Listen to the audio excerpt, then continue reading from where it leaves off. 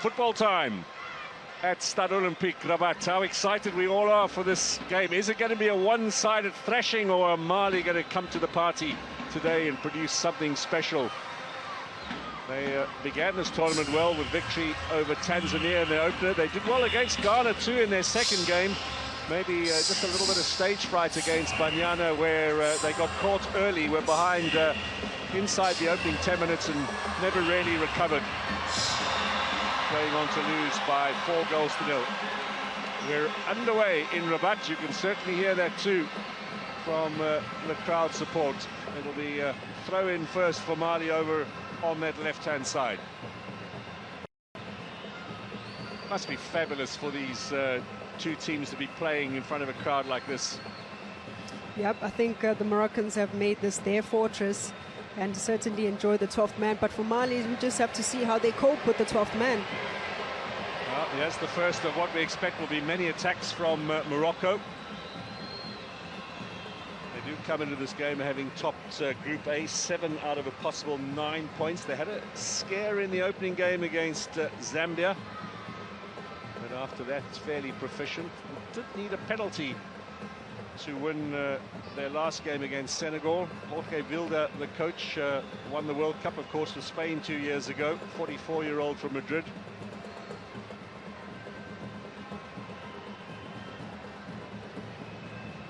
There's a man of some pedigree on the bench. Mohamed Saloum is better known as Hussein. He's been the coach of Mali for 8 years now. Started out as the fitness coach and graduated once he got his licenses into taking over this women's national team. So on the one side, plenty of experience from Mali's coach, and on the other side, international pedigree in the form of Jorge Vilda. What have they cooked up for this particular encounter? Just a little too strong there from Aissata Traore. This lady at the age of 27, moving to America after this tournament, to the Boston Legacy. Growing number of African players now playing in that league in the United States, amongst the better ones to go to.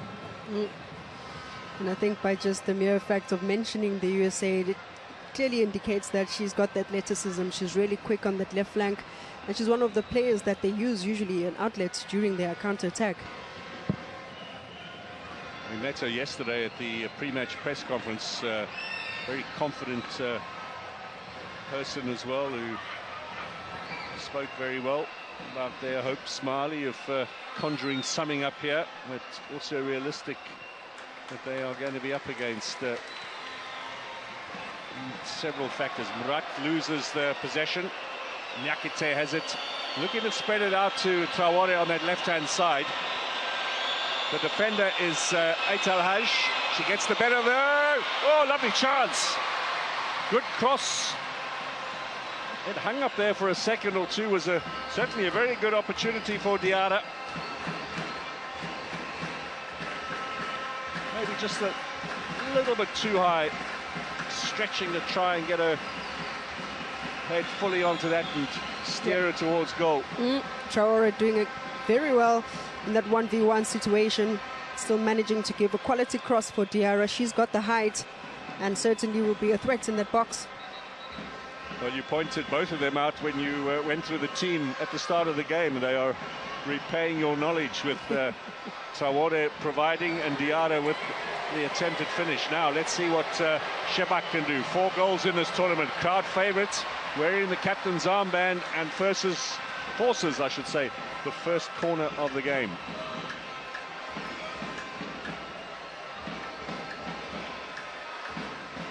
Hat-trick against DR Congo in game number 2 for Morocco. And numbers of forward there, the big frame of Mrabat. Something to aim for. Shebak now puts it across. Bit of a scramble defense, but Traore did well. They got ahead of Benzina. Now back again with interest. Excellent first touch. Left-footed effort. Oh, that's just wide. That's a splendid shot. Brought down with the right, turned onto the left. And Jraidi Well, you warned us about her as well. This is Uzraoui, rather, the Spanish-born flanker. Right wing, but left-footed finish, inches away. Inches away indeed. Uzraoui is definitely going to be a threat as well on that right flank. That's the beauty of having an ambidextrous player. Great control with the right foot and still manages to turn in and give a good quality pass with the left and try and get a shot on target. Now here come Mali. Aissata Traore, she'll be the go-to girl in this game. Fatouma Diarra has it again, gets through one challenge. Murabet takes it away. Now another surging run down that right-hand side. Here come Morocco again. Little intimidating, I fancy, for Mali. They'll take a while to settle with this noise, but that early opportunity will have helped the nerves, I'm sure. It's always a good idea to start really well against Morocco, just so that you are also in cruise control and you have the upper hand. Zambia did it really well in the first minute, and certainly they have their own frailties. This is Morocco, and if you do take advantage, they can crack. Yeah, they took a long time, you'll remember, to get back into that game, and then in the end had to scramble a very late equalizer. Now Diabate, a teenager who gives possession away. Rabet, Shemak, and here they come again. This is an easy chance to get the opener. Morocco in the lead. It's taken all of 7 minutes. The home side are on the score sheet, and no surprises. Jraidi once more in the right place at the right time. Perfect finish. Perfect finish indeed, and she gets rewarded. She's one of those strikers that really work hard off the ball. She's very mobile, opens and creates those spaces for the rest of the teammates, but this time around, she's the one that gets to profit. Good circulation of the ball from Morocco. And once again, Mali get punished because they just lose sight of their markers. And all on side as well. That's an excellent ball. Good first touch, easy finish. And this will take a lot of the nerves and early pressure away. The burden of expectation that they might have been suffering coming into this game is all gone now with that early lead. They can free themselves up now, Morocco, and enjoy this match. Look to extend the lead and cruise their way into the semi-finals. This is what AFCON has been this year. It has been about just maximizing on your chances, and we've seen how important it is. From one end you miss an opportunity, the next, the efficiency of this Moroccan team as they progress in the tournament is just something to marvel. Well, the check is over. There was just a brief moment for the VAR just to double check the offsides, and we could see clearly in that slow-mo Morocco well onside, and the goal confirmed. The winner of this game stays here in Rabat for Tuesday's semi-final. It'll be against either Algeria or Ghana, who meet in Berkane tomorrow. That'll be the early kickoff. It'll be 5 o'clock Moroccan time, and then 8 p.m. local time in Ouija. It's South Africa up against Senegal. Both semi-finals ahead on Tuesday. Now, good steal there. Back with Benzina. This is Raba at 39, one of the older players in the tournament. In fact, she's the second oldest. The oldest is on the other side. Fatouma Diarra wearing number 7 for Mali.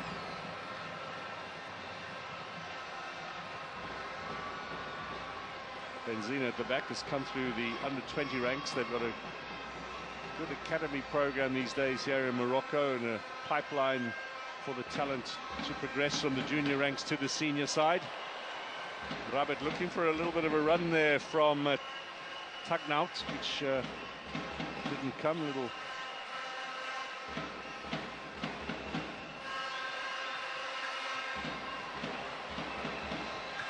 now the chase over for Ouzraoui. Going to be a throw in favour of Mali. Good playing conditions as well. This pitch looks to be in superb condition for today's encounter. Yep, it's always really well manicured, very suitable for the kind of football that the Moroccans play. They love to keep it on the ground, but particularly today I feel like they watered the pitch quite a lot. Yeah, we did see that before kickoff. Yeah, so the sprinklers I think were left on for too long, especially on the Mali's half. So I don't know if those are tactics or something. Well, if you got a home advantage, the man in charge of the sprinklers belongs to you. Why not? Now, forward in search of Diarra. Scrambled away, and again, every opportunity to launch the quick counter Morocco are looking for. Some good strength being shown there by Mali in the form of Saratou Traoré. Benzina at the back, possession taken away. Now, Aissata Traoré. This is Niakite in the middle of the park, French-born midfielder who plays for Nice in the south of France. And more players based in France in this Mali side than they have home in Mali. Only 2 starters from clubs inside the country. And this will be turned over again for Diabate. Wide on this right-hand side now, a chance for Dembele.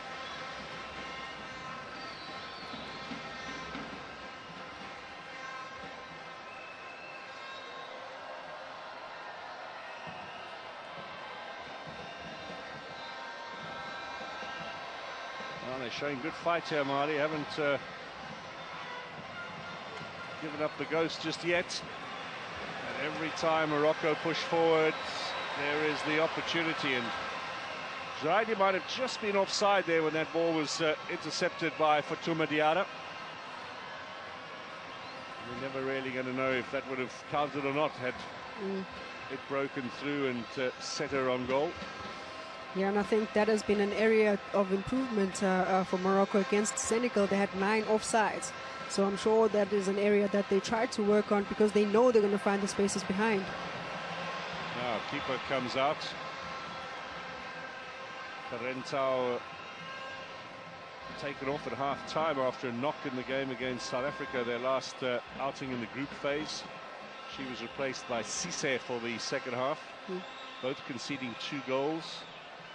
And she was a doubt until yesterday, where the fitness test confirmed her participation. Now, Aissata Traoré. Another cross to the back post, looking for Diarra. Feels maybe she should get a corner out of that. Match officials don't concur. We will have possession of Morocco despite all the protests. Yeah, Traoré just swings that cross, knowing very well that she's most likely to find Diarra with the lurking just under the goalkeeper, and this time around choosing to go for the far post and creeping in.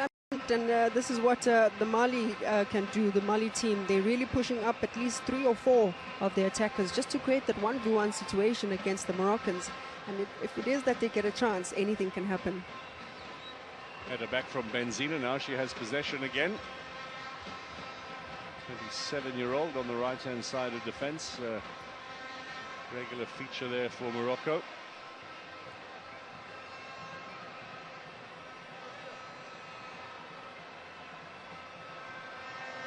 Now, Redouani on the left, and of course the experience of Rabat in centre defence. She missed out on the World Cup and the last AFCON. Good pressure on from Aissata Traoré, claiming a handball. Referee Makalima, to her credit, was right up with play, decided there was nothing there.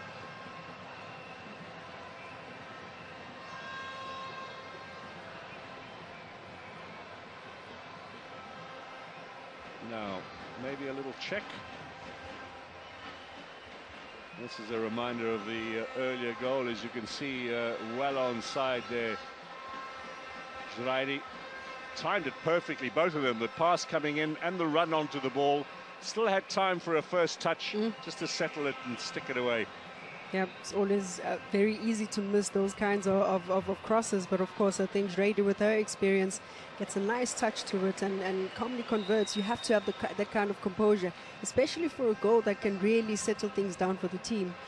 And keep your focus as well, because the inclination sometimes is to see your name in lights, and suddenly that split-second loss of concentration and the ball disappears off your feet.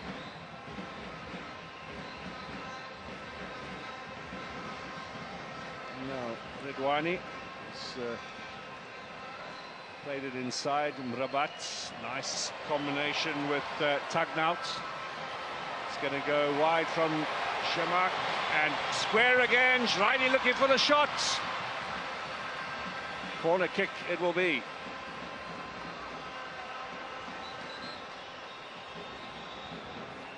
Good defensive work on that occasion from Sogore. These are so dangerous, these balls in. Mali just seem to remain very compact in that central position, but leave the wide areas quite wide open, which I think Morocco are really finding an opportunity to expose those areas. Now let's see what they do from this corner kick. Certainly got the numbers in there, as well as some decent height as well. Saw a good headed goal earlier on today with success for Nigeria. Okay, Bilder on the right-hand side of your screen.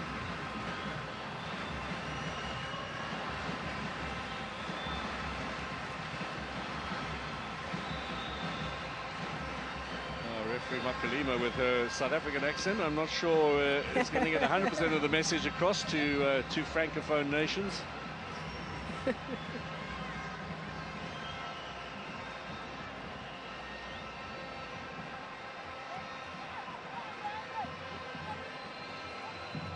So here it comes. Morocco's set piece played short. Zraidi back out again. Sata Traore waits on the flank, plays the ball inside. Good physical contest.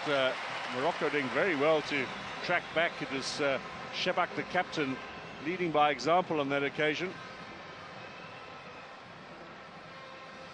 A sign of Mali, if they are able to perfectly execute that counter-attack, they can be very dangerous. A 3v4 situation, really isolating the threat and making sure that they find the spaces. But Morocco did really well to track back there. Yeah. They were quickly back into position, having moved all those players forward for a corner whose routine needed a bit of polishing. Now, possession lost out. Traore switched onto this right-hand side. Really disappointed with that pass, looking for both Diabate and Diarra. Zraidi, strong on the ball, holds off Mrabat straight through the middle. Shebak, now cutting inside was Rawi. Trying with the right foot to get some curl on it, but off target. Yeah, good run. She's finally switching the flanks. This time around, cutting in on the right side, tried to go for that top corner.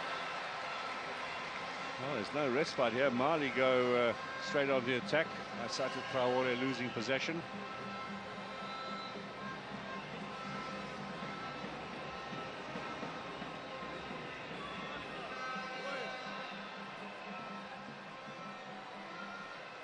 Now that's given away.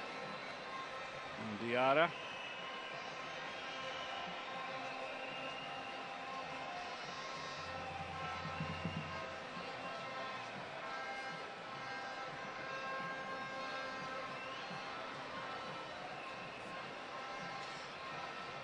Astonishing to think that number 14, Rabat, won her first cap back in 2006. You know, almost 20 years of international football. That's some record.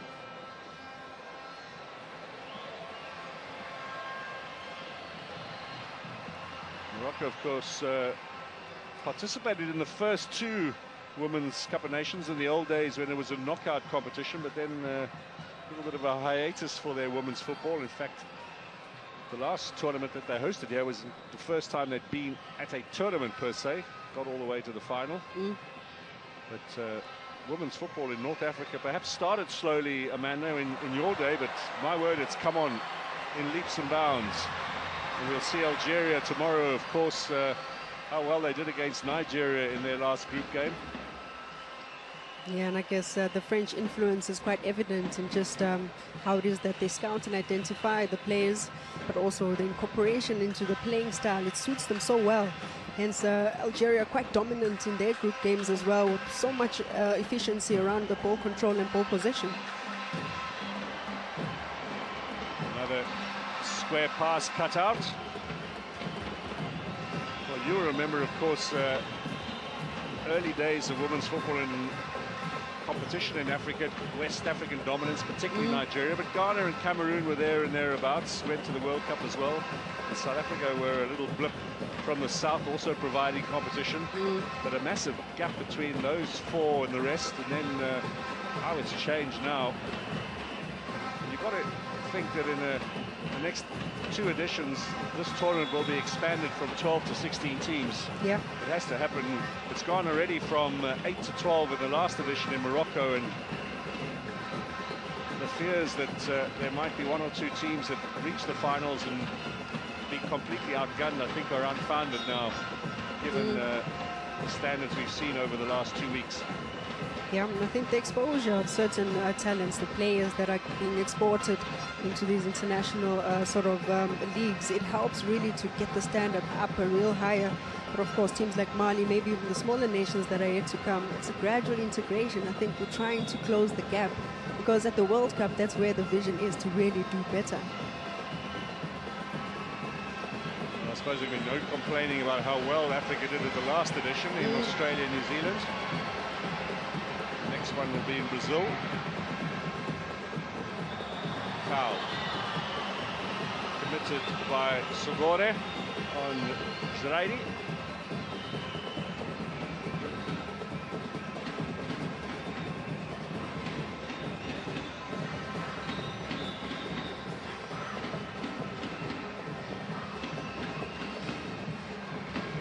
Both teams, sorry Mark, both teams really do have that kind of physicality.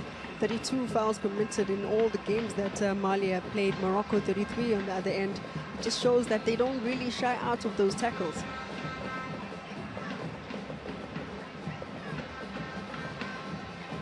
The physical intensity has been noticeable in most of these games, in fact, at this tournament.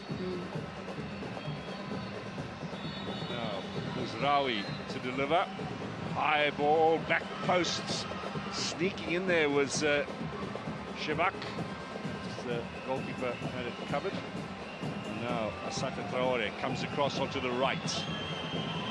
Trying to conjure something up here for her team. Has she got the energy in game number 4 now in this tournament? Matches have come thick and fast, and she's been central to most of Mali's play. And Zina will get a little talking to.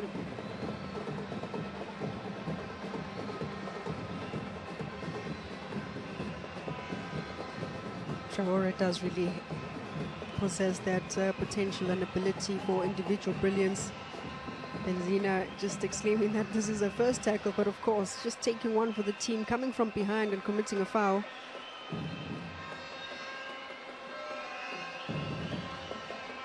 Conte, the centre-back, will have duties here.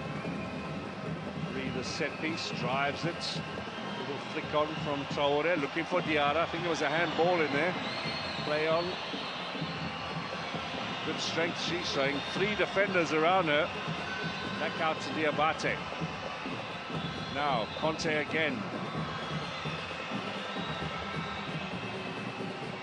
That will clear.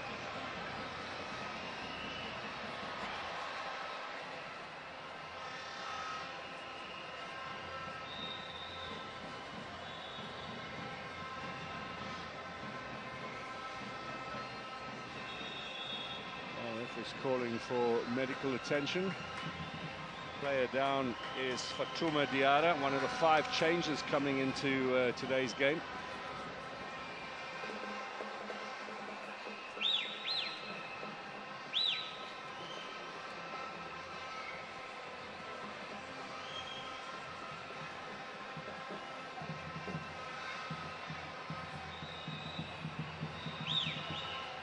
Really battling away, these two sides.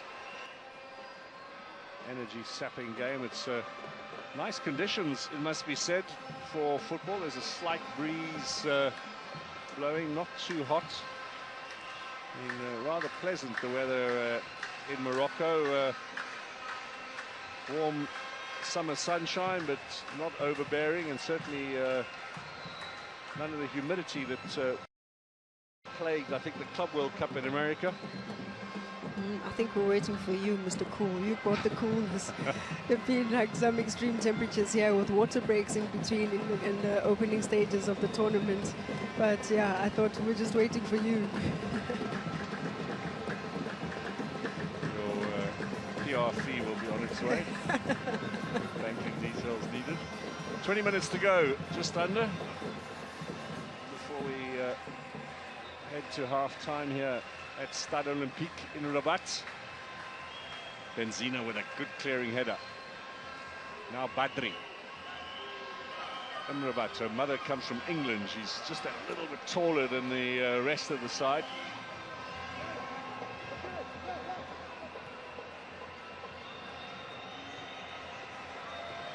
Now here's Diarra. A fit Diarra would have been a massive asset for Mali in this tournament. Some doubts about whether she would make the team. Now that's Mali ball.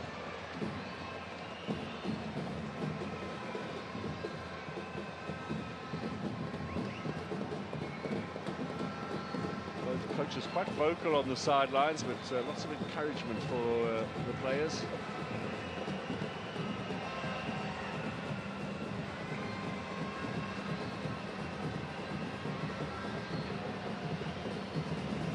Turn here from Traore.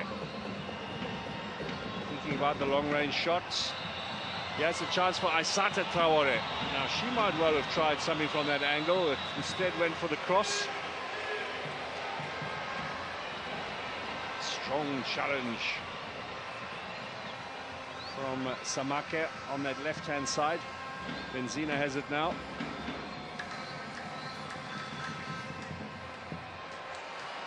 Chase is on. Schleidi, back heel. I don't think the skipper was expecting that. I thought she still had a bit of time just to wait for the skipper to join in the attack.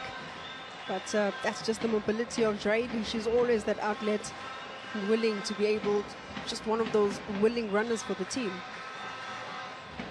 Beit El Hajj will take it. Spent the most of her career at the Royal Armed Forces Club, the top team here in Morocco. They won the Women's Champions League in 2022, runners-up last November to TP Mazembe. They've got 10 players in the squad for Morocco at this tournament. Badri. Rabat will go in search of Tagnaut. The return pass perhaps a little too strong. And Mali are going to settle for the goal kick. Well, that early goal suggested that might be on for a bit of a one-sided contest, but let's give Mali credit. They've putting up a decent fight here. And I think the only way is just to make sure that they counter press, and that's what they're doing. They're really trying to put the pressure high up to force those errors on Morocco, and by doing that, you're closest to goal. You can take any chance at goal, any shots that can ricochet. They want to force those errors in and around that 18-yard box. It really helps them to really manage the pressure, but also they're neutralizing the likes of Rabat to not really have good control of that midfield.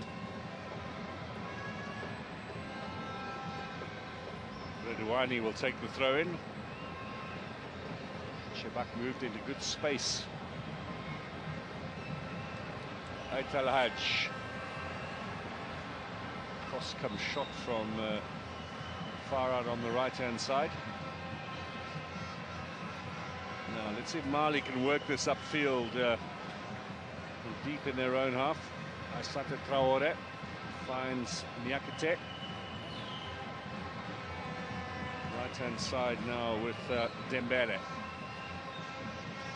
Get the throw in. Half an hour gone at Stade Olympique in Rabat.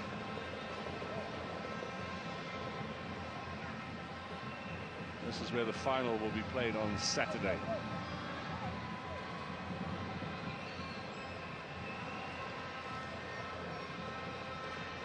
Next Saturday, that is, of course. Got to get through a few matches first before we know the identity of the protagonists for the next Women's Africa Cup of Nations final.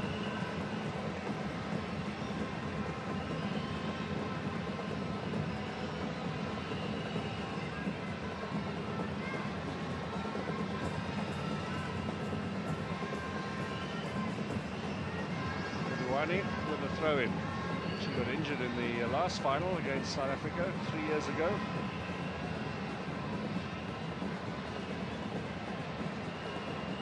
Bit of a heavy touch from Jraidi, just allowed the opportunity there for Diabate to get a touch. There's just no way through for Mali at the moment. Yeah, that good centre-back pairing of Benzina and Rabah.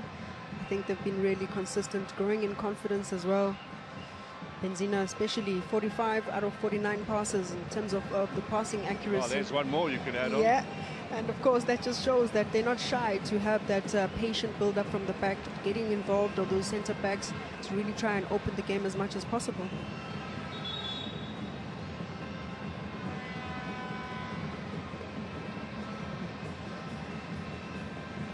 Makalima, of course, was the first woman to referee a match in the Premier Soccer League in South Africa. She's just been chosen, by the way, to go to the Chan tournament as well as one of the VAR referees, highly trained in VAR. She's been to quite a few tournaments, including the last Men's Cup of Nations, in the capacity of VAR referee. Now, long-range effort with the left foot. Somewhat hopeful from Fatuma Diarra, and a fairly comfortable collection there for Ritchie. Not had much to do, the veteran goalkeeper for Morocco, who's a long-time stalwart of this side.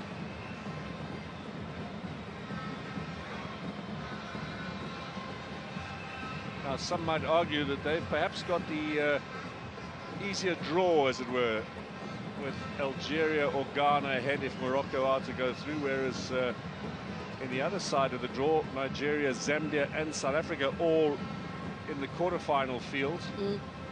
Zambia now, of course, eliminated by the Nigerians. But I suppose you can only play who's ahead of you. Yep. And if it is that you want to be number one in Africa, you have to beat the rest. So once quarterfinals are done, semis, I don't think that there's an easy draw at all. Nigeria, by the way, in their semi, having won today against Zambia, will play the winner of South Africa-Senegal. That's going to be in Casablanca. Also on Tuesday, it'll be the first game, the late afternoon match, and then Tuesday night, the evening game, Morocco or Mali against Algeria or Ghana. Now Mali looking for the equaliser. Here comes their first set-piece opportunity, punched away by the goalkeeper. Comes off the back of the head of Diabate. And the referee says goal kick.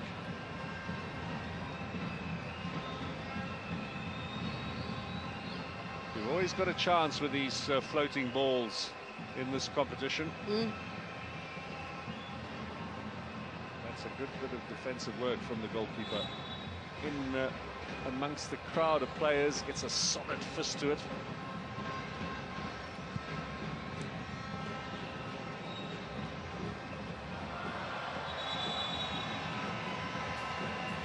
who's culpable there. The coach was in the way.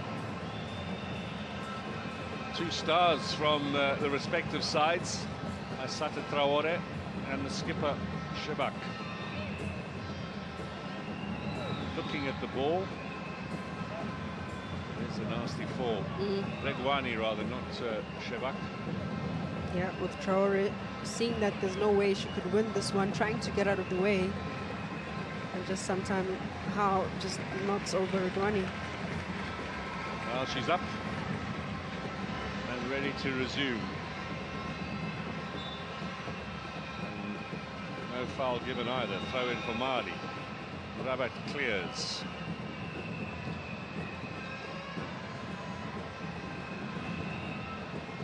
Nice skill from the big midfielder.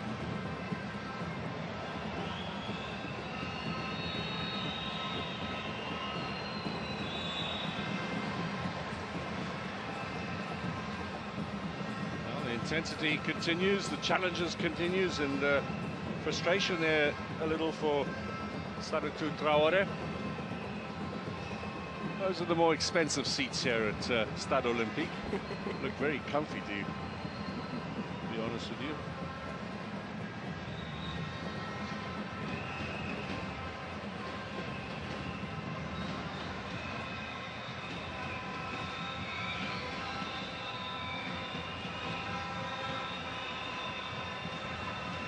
So Aisha Samake, the left back, has come across to the right-hand side with that left foot looking to curl it. Is she going to try and put it on top of the goalkeeper? Swings it in. It's a decent ball. It's gone all the way in. Aisha Samake has Mali right back in the game. Referee says no. No goal. We are going to have a check of this.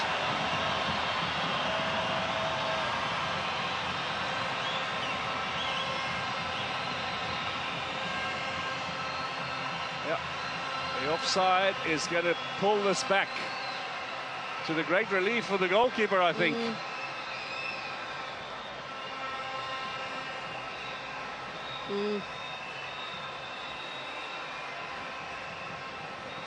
That's a very sharp call, and a correct one too, from the Zambian official on the line. That's why we have the finest in the game. A good call indeed. And maybe if it is that it was a coordinated sort of set piece or effort, I think they could have trusted Samake to be the one that just goes directly for goal. It's a wet surface. We spoke about the sprinklers. Just fancy your chances. Force the goalkeeper to make a save. There's lots of bodies that can really come in for a second ball. Maybe also if it falls a little bit short, you've got a little bit of that skid of the ball off the wet surface. But the goalkeeper did not cover herself in any glory there. He hasn't looked as proficient in this tournament as we saw in the last edition or at the World Cup.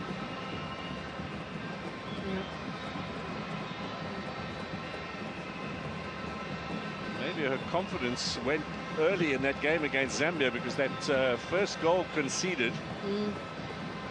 Also something of a goalkeeping error. Hasn't really recovered from that, perhaps.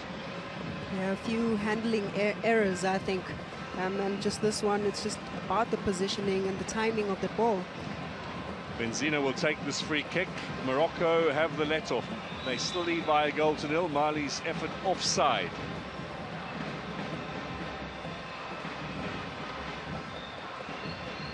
What it does, though, is it gives Mali the confidence they can get back in this game, although that was pretty close to number 2.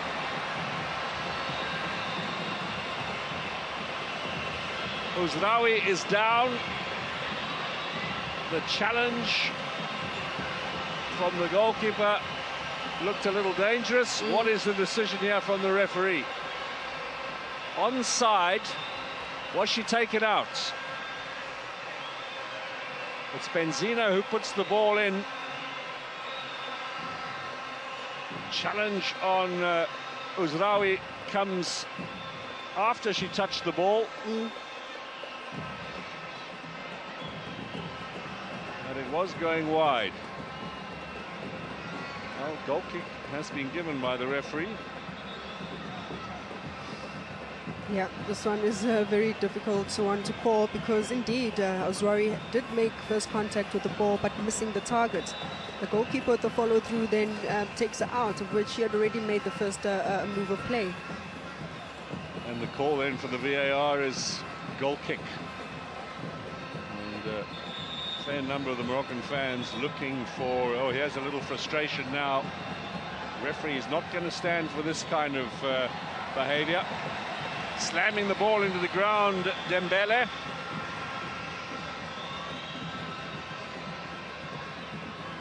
Picks up the first yellow of the game. Not really happy with her teammates. The reaction, she wanted to take a very quick throw in, and none of the players were aware or took notice of the fact. Yeah, this game is all about emotional intelligence as well.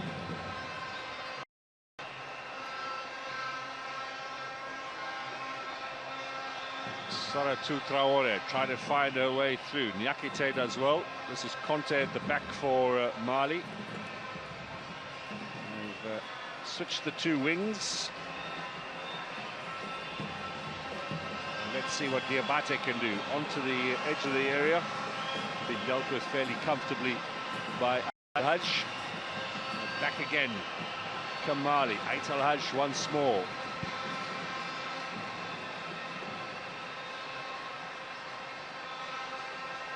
Seeing a decent amount of possession, it must be said, Mali, as we head towards half-time. Believing now maybe they can get themselves back into this game. There is the chance to fight their way. That's going to be a corner. Set piece is always going to offer you the best opportunities. Yeah.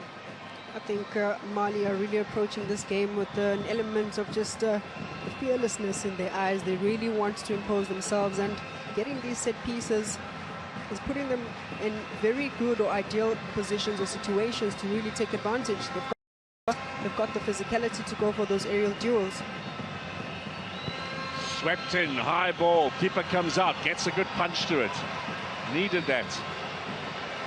That'll get her confidence back up again. Yeah. Tucked out inside.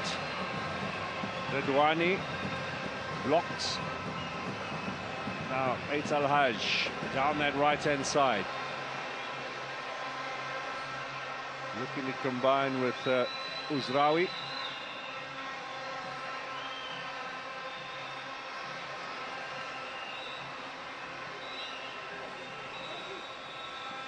Tucking out finds Redouani.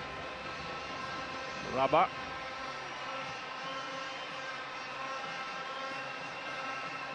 Good first touch. Fullback steaming down the flank. Ait Al-Hajj, can she get it square? Does she have a left foot? It'll be a throw-in for Morocco. Heading now towards half-time. Under 2 minutes. Let's see how much is added on for stoppage time.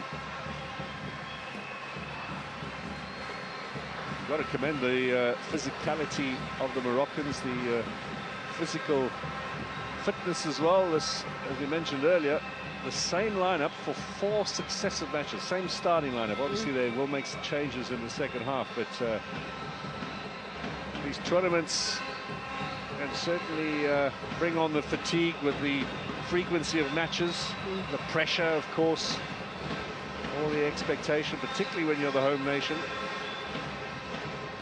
Yeah, and I think the coach has been able to keep 4 players, especially in the defense, who have played 270 minutes consistently, and has been able to rotate the team with very influential subs from the bench.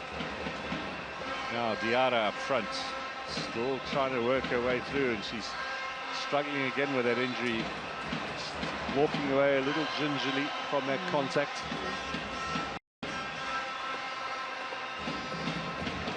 Tucking out in picture. Only 15 years old when she first started playing league football here in Morocco.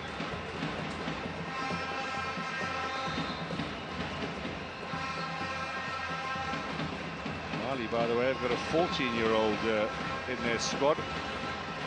Might give her a little run out in the latter stages. Born in 2010, just a couple of months after the World Cup. Can you imagine that?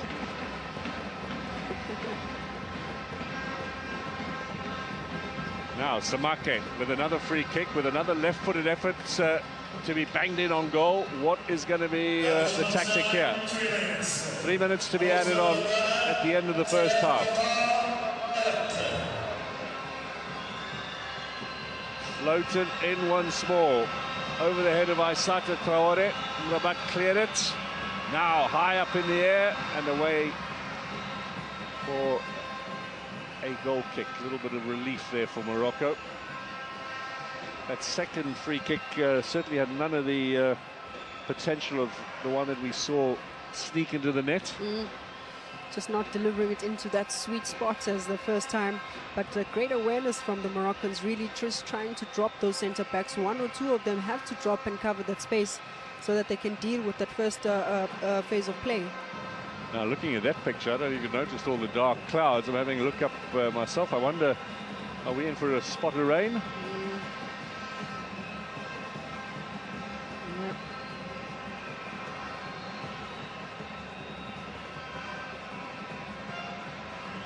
Tucked out.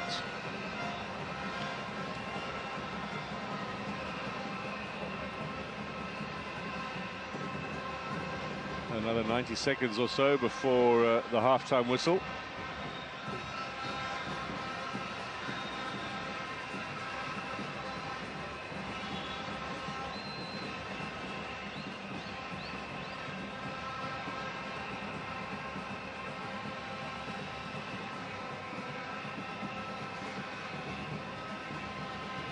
Redouani,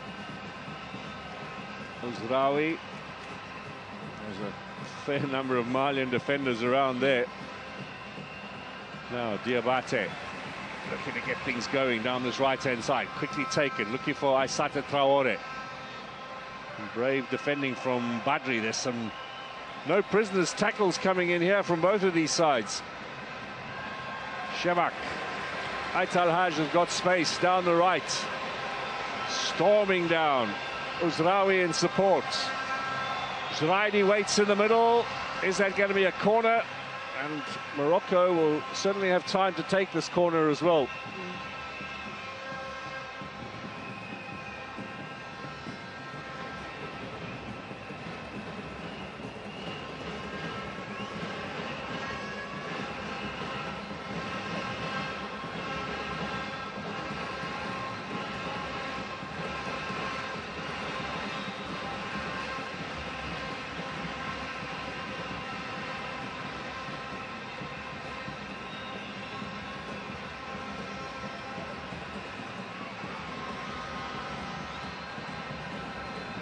So, last throw of the dice here. Keeper gets the touch and has it safely under control at the second attempt. 3 minutes of stoppage time have been played. Referee says that's it for the first half. So, quick summation from you, Amanda. This is a game that's certainly not over yet.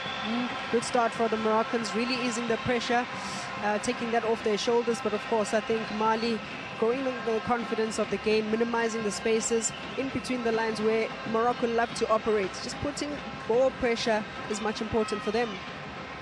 So Zraidi with a goal early on in this encounter, but it's still only 1-0 to Morocco here at half-time in Rabat.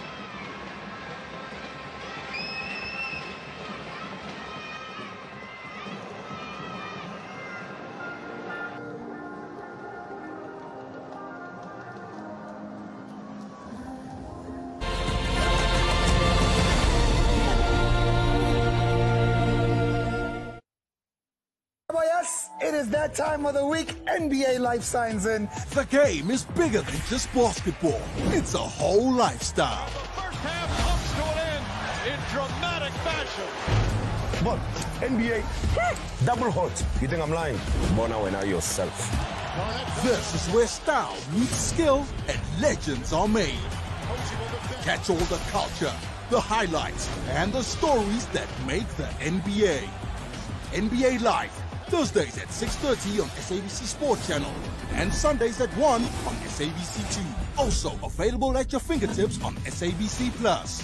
Proudly brought to you by SABC Sport, for the love of the game.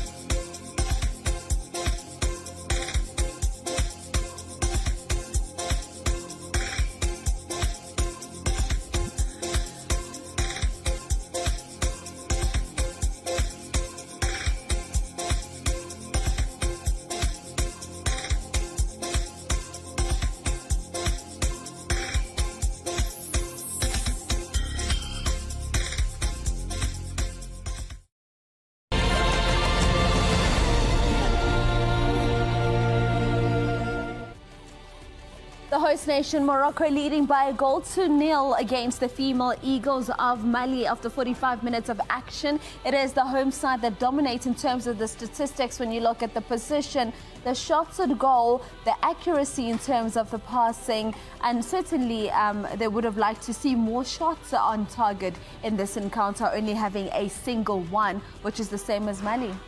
Yeah, like as we had highlighted earlier, Vusiwe, that technically you can see that the possession percentage, it's a reflection of the technical quality of the Moroccan team. But you look at the total shots that Mali were able to get 5 shots because of the transition play, how they are able to enter their final third with a quick reverse from defense to attack. But Morocco did well to score a very good goal with run-off play, so it puts them in a good driving seat. Less pressure, they can be able to keep possession much better and then stay calm and try to control the game. With Mali, they keep on digging hard, created a couple of chances. They even scored on a dead ball situation. It was just offside, but it's still an open game and still going to be interesting second half. And speaking about Mali and how they've come into this game, you look at this opportunity coming in the 3rd minute. Diarra to Traore could have been the opener here. Yeah, that was a very good cross, take on, skillful player. I think we are going to ball like on the ground. Because the players of Morocco, they have our own goal, a beautiful. Because goalkeeper, Nasa show her opportunity, Ukatile Engel, and unfortunately she released the ball early and then it was just over the head. And then Diarra didn't connect it very well, but you can see it's a very good game. And you could see from a Morocco point of view that Jiraidi was itching for a goal. Of course, she had one in the opening game against Zambia. Here in the 4th minute, she gets a good chance at goal, is not able to sink it though. Yeah, they've been consistent with their short corners, trying to create overloads, play shots, surprise the opposition, and how they are creating chances. Look at the finish. The composure, their quality of the technique, how they are technically balanced, playing with both right and left. So they kept on creating problems for the Malian defense, you know. So for me, it's their quality and their variation in dead ball situations that gives them an edge in this first half of the match. And in the 4th minute, the player that plays for Al Ahly out in Saudi Arabia, she's not able to find the back of the net, but comes quite close. 3 minutes later, though, she is able to find her 2nd goal of this edition of the AFCON tournament. You look at look at the move. So Morocco are actually in attack, but look at the collective attack, a well-timed cross from Ozraoui, but also look at the run that Uraidi is making, you know. So for me, it's the numbers that they are putting, no pressure to close the player on the ball. So it's late reaction from a defensive point of view, yeah, Mali defender. But like Coach Anna was stating that maybe the goalkeeper was a little bit off her line very early. She could have stayed a bit and give her fellow defender a chance to try and put pressure on the ball. But on the Moroccan side, it was a good collective attack. good technique, well-timed cross, hard and low, and a good finish from Uraidu, number 9. Yeah, and I think Mali defense lacked speed because that cross, that ball, it was just a switch play. Then when you look at Sogoro and Conte, they were supposed to drop back instead of trying to cover.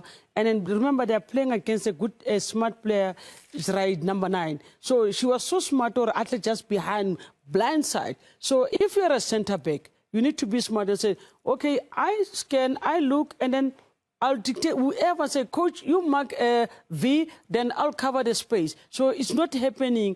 This is another, challenge throughout the tournament. Most of the goals they score, how check out the defense. They don't have somebody who's marshalling the defense in all the national teams.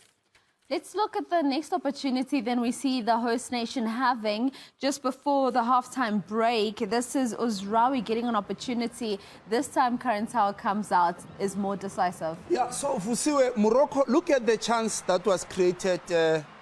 Brave goalkeeping, but also from the Malian goalkeeper, but I could sense that there's probably a foul as well. But maybe the referee was a little bit closer, probably she saw it much better, but it is Morocco's intention to actually try to get 2 goals or 3 goals because they are mindful that come second half, their energy levels are going to drop and maybe Mali could be able to get an equalizer. So they are looking to get 2 or 3 goals so that they can be able to make sure that they are close to winning the match. But I'm very impressed with how Mali tried so hard to make sure that they don't concede more than 1 goal. Because like we were saying, Coach Anaure, the game is still open. Just make sure you concede 1 and then you go to halftime, plan and regroup and then try to come much better second half. Coach, I know you're a coach that likes to speak to your players, tell them, keep calm, you're only a goal down. But in this moment, we see Dembele getting a little bit heated and ends up getting a yellow card, which could have been avoided. Let's speak to this moment. Yeah. I think Dembele wanted to play a very quick counter-attacker throw-in. Unfortunately, the distance more bolo is what's thing.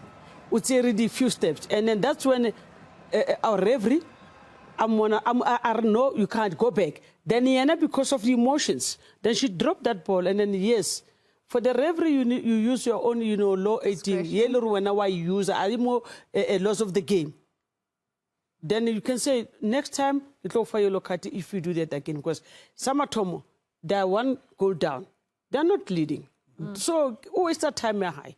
I see the opposition. So the referee, sometimes you need to understand the game and say, yes, she's trying, or at least either counter-attack or by equalizer. But she's also wasting her own time because Iberaka against her and not the opposition. So why you give her that yellow card? And it's in her half, not in the attacking opponent. So that's another story. So she's working against herself, but basically then Dembele getting a yellow card just before the halftime game. Emotional intelligence not quite coming through in the manner we would have expected. I guess that's a care for after the break. We take a look at what changes can be made by Coach Mohammed as well as Coach Jorge Owayogena in Morocco.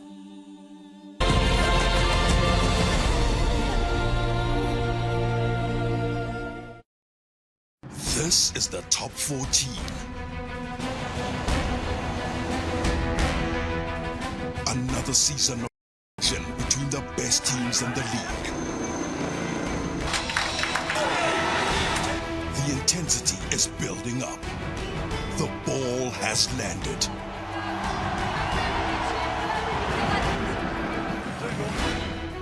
Whoa! That tackle!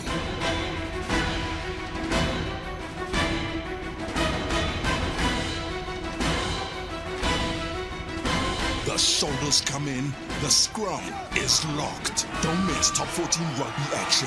Catch all this action everywhere for everyone on SABC Plus and SABC Sport.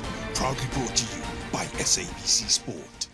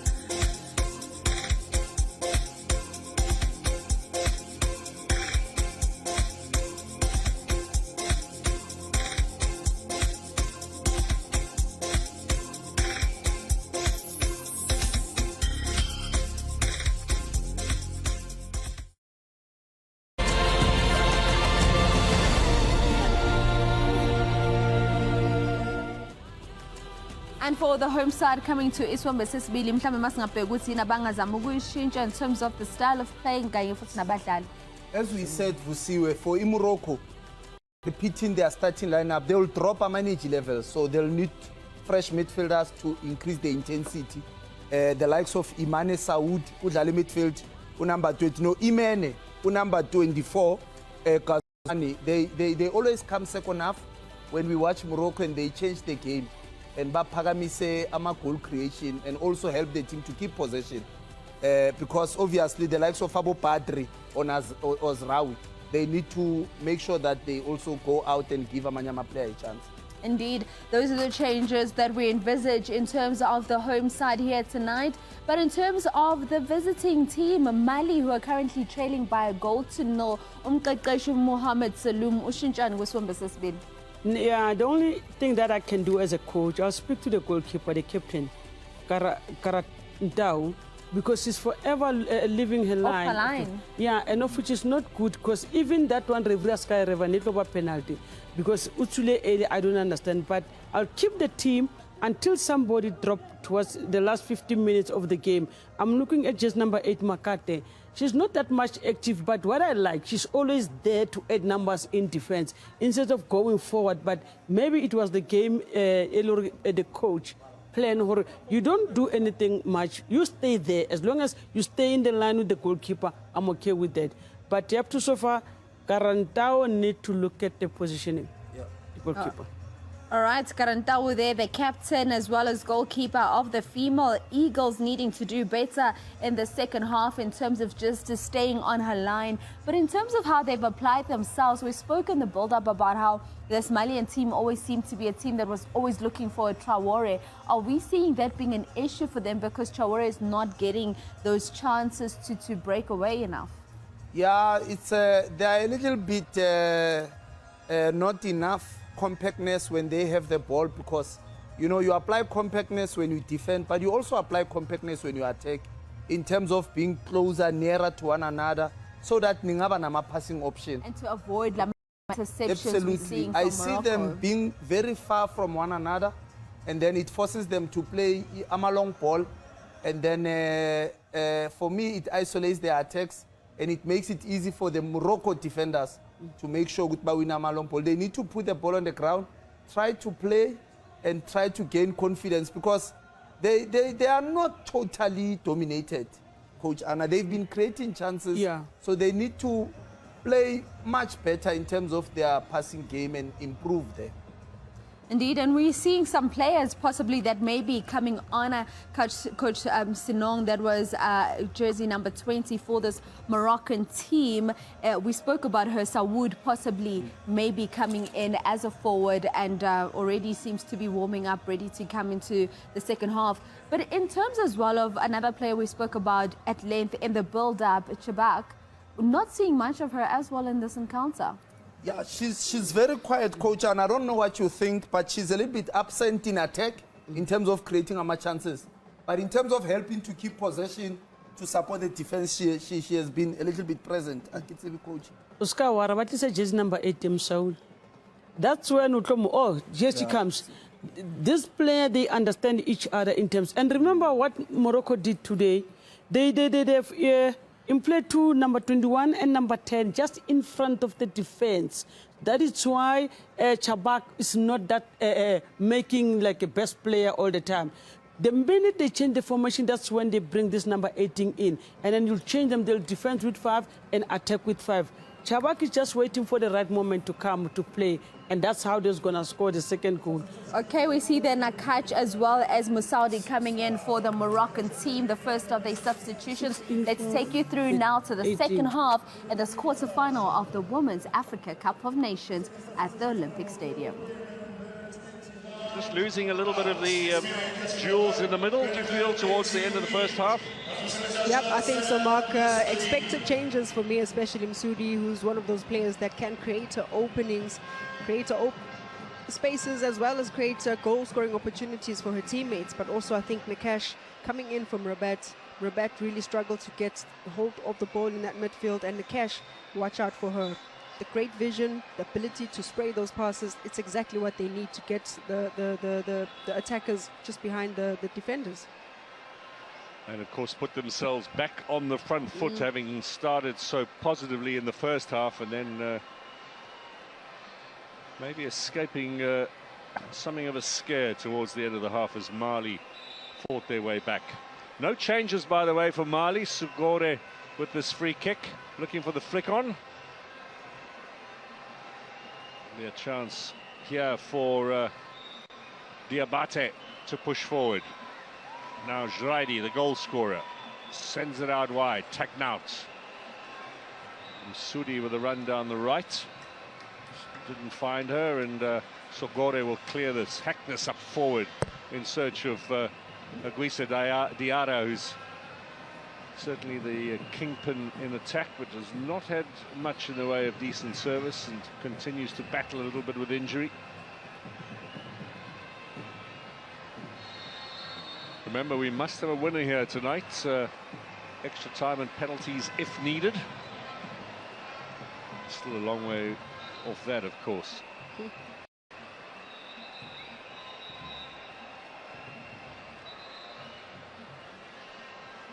Aital Haj did a lot of running down the right-hand side in the first half. Expect some more from her in the second. Sudi now, her first contribution to this game. No one really able to just put their foot on the ball and steady the tempo here. It's fast and furious from the kickoff.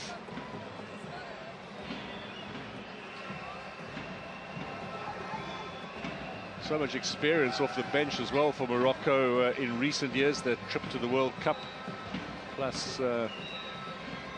having reached the final of the last Women's Cup of Nations. Plenty of talent for Jorge Vilda to work with.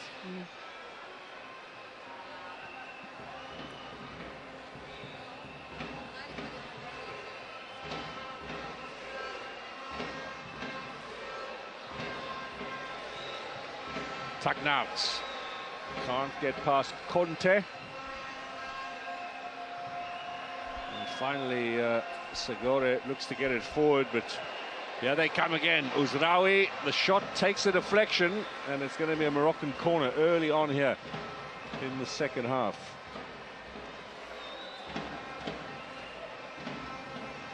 Ouzraoui, born in Spain but brought up in Belgium. She played for Anderlecht for a while. Spain, by the way, up against Switzerland in the Euros tonight. Jorge Vilda's old side. Hosts Switzerland will be the underdogs. Hosts Morocco, very much the favourites here in Rabat.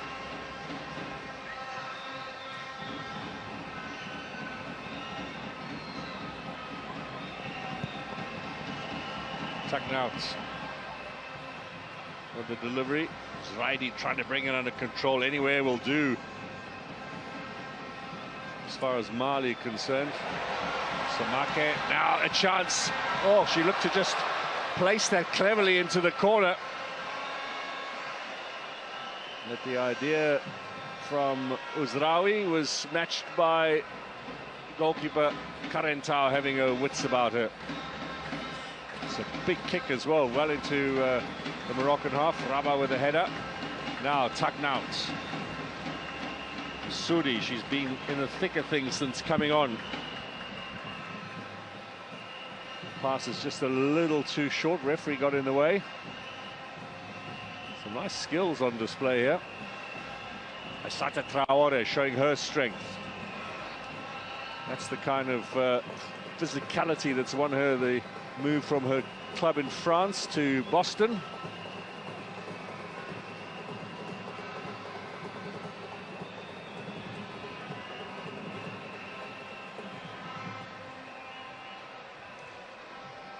Raba with the last touch. We will have a Mali throw-in over on the far side. 5 minutes gone here in the second half. Mali need to try and set up some chances for themselves now. Morocco looking for the second goal, the insurance strike that they will need to just settle the nerves. Traore. Saratu Traore, no way through for her. Benzina to clear. Good pressing, though, from Mali. Yep. Although on that occasion, illegal from Nyakite.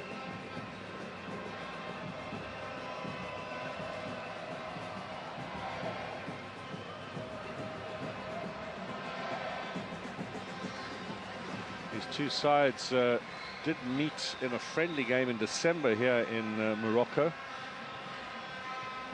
which Morocco won by a goal to nil. It's the 9th meeting tonight between the two teams. Mali going unbeaten through the first 6, still leading the head-to-head count 4-2. Trailing here by a goal is Ait Al-Hajj. Comes forward, looking for Jraidi. Good clearance from Conte. And the referee stopped play. It was far down the field. Aissata Traore looks to be in some trouble.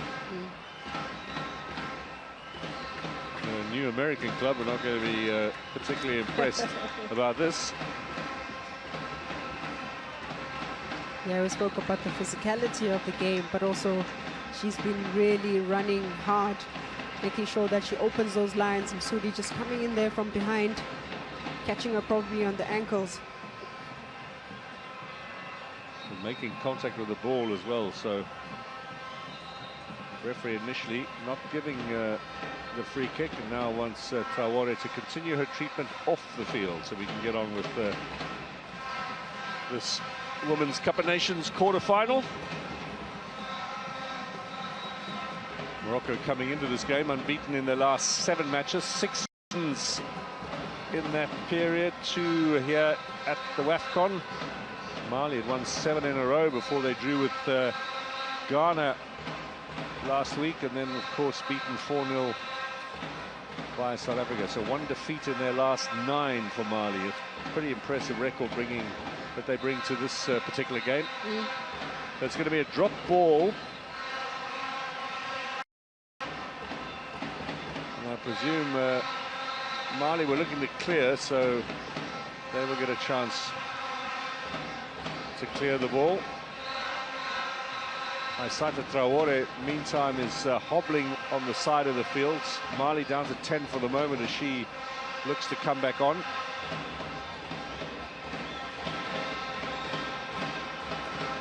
Diarra. Now Samake. Ball was out of play.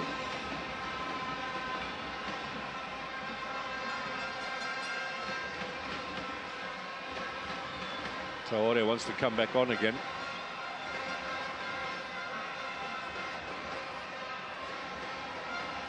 The referee is not allowing her for the moment. Now she gets the all clear, hobbles on.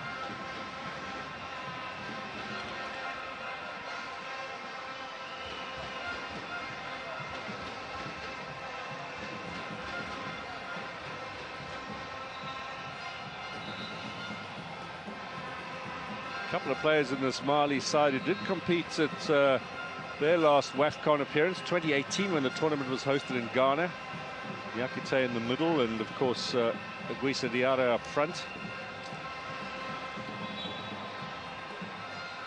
Reached the semi-final in that tournament, but of course they had only 8 teams in those days, so the 2 teams, or the 8 sides, were divided into 2 groups of 4 each. And the top 2 went straight into semis. The quarterfinals only introduced at the last edition 3 years ago, and the numbers were increased to 12. Oh, how we missed out on those semi-finals. It was always just such a close call, but when we did, because also the numbers of teams that went to the World Cup was just very minimal, so it's really good. It's progression indeed. Amanda, of course, is talking about a lifetime of frustration with her national side. Knocking on the door, just not getting there. Well, you got to a few Olympics, so that was pretty good, but the World Cup, so elusive. Yeah. Until they finally broke the duck, South Africa, and went to the finals in France.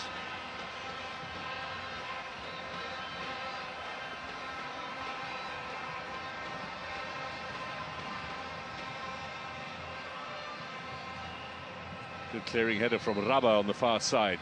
Now we've had 10 minutes in the second half. Mali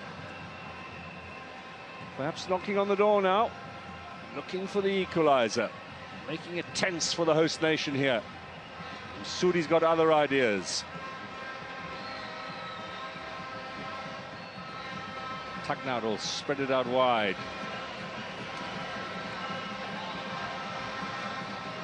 Rawi's got through mountains of work in today's encounter. And so has Aital Haj, who operates behind her on the left-hand side.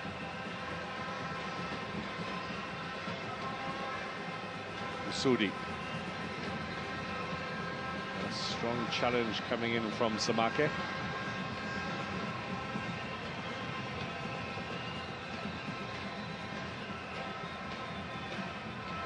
Now, was there handball in there? Referee says play on. Nyakite might have got away with something. Sogore forward. Held off nicely by Diabate.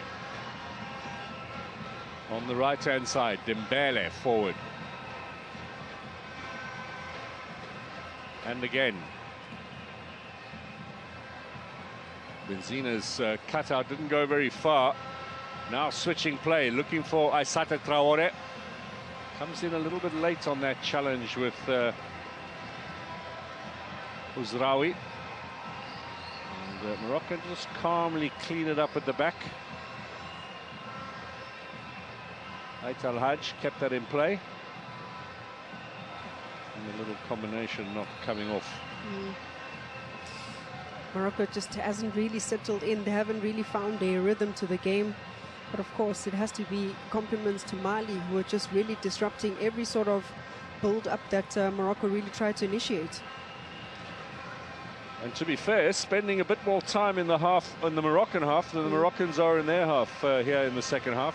So suggesting they believe they could find parity on the score sheet. There is a corner won by Aissata Traore.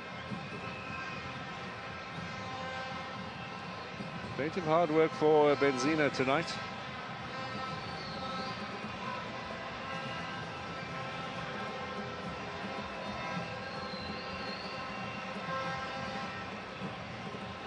Mali in their 8th AFCON, their second time that they've progressed beyond the group stage. Will it end here tonight, or will they get another opportunity on Tuesday? Floated towards the back post. Little punch out from the keeper. That's the third time now she's dealt competently with a high ball coming in from the corner. Nice turn from Shebak, but the skipper tonight been a little bit anonymous for Morocco. Top goal scorer at the moment with 4 to her name. Mali have done really well to neutralize her threat.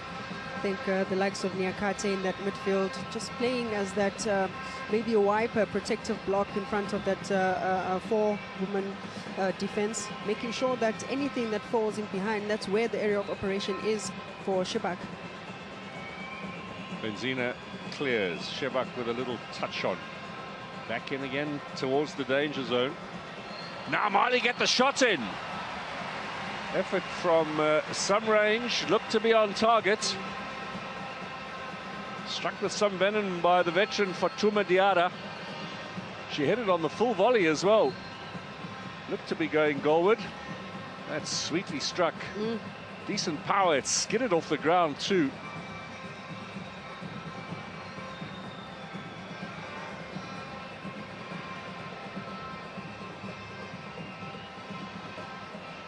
Well, if they were maybe a little bit shell-shocked in the early stages of this game after conceding early, Mali certainly shrugged off that. Really back in the game and full of self-belief as well. Cross inside, Aissata Traore looks to attack it, but she takes Benzina down at the same time, so that's going to be a free kick in favour of Morocco. Just a little slow in getting there. I think still troubled by that injury. Yeah, far too slow in making that challenge. Gives a kick. That's the nice thing about AFCON, of course, so many displays of fair play between the players. None of the histrionics that you see elsewhere. Just get on with it and play the game.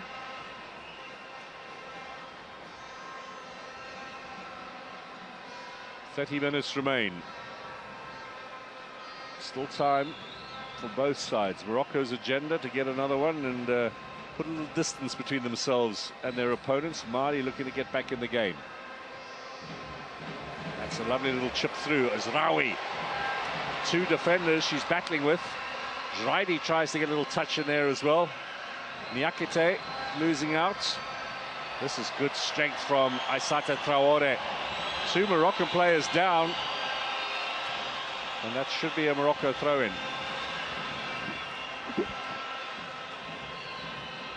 Good pass attempted by Nakash, and that's what you expect of her. But it was Rawi this time around. A 2v1 battle. Good cover from the Mali defense, making sure that they take no prisoners, denying the space and time on the ball for the Moroccans. Now Benzina up to Zraidi. Was she in offside position, you wonder? Flag goes up now, and it's confirmed by the refereeing team. Oh, Jorge Wilder on the right will be pretty concerned. This is not on the script for Morocco to be eliminated in the quarterfinals of the tournament they're hosting. They're bringing in the crowds, the home side, and breathing great excitement into this tournament. Samake gets up, back to her defensive duties. Benzina has possession. Aital Haj up to Msoudi. Testing away into the area now. That's going to be a corner kick. Much better from Msoudi. This time around, getting a bit of the share of that ball position. And she's been introducing the game because she's supposed to work a little bit of magic with the ball to feet and really try and have a go at the defenders. The numbers are forward. Rabat was taken off at half-time. Her height will be missing. Shebak in there.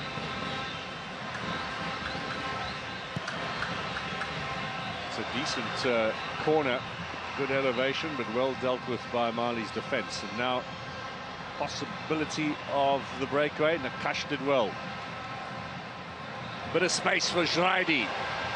Looks up, squares it back in search of Msoudi. Nakash once more.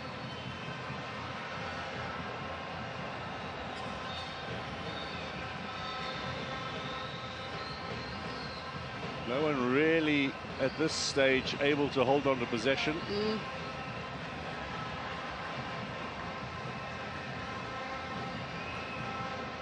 And Morocco are gaining some ground. They will have a throw-in on this right-hand side.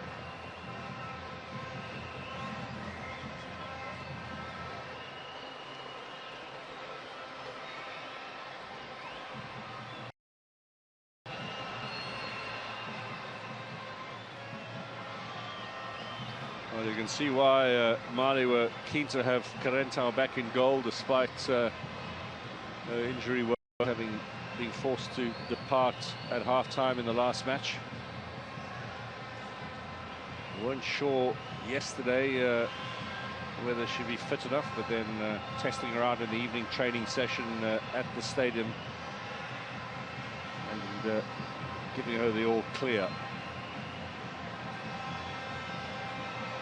Whistle gone.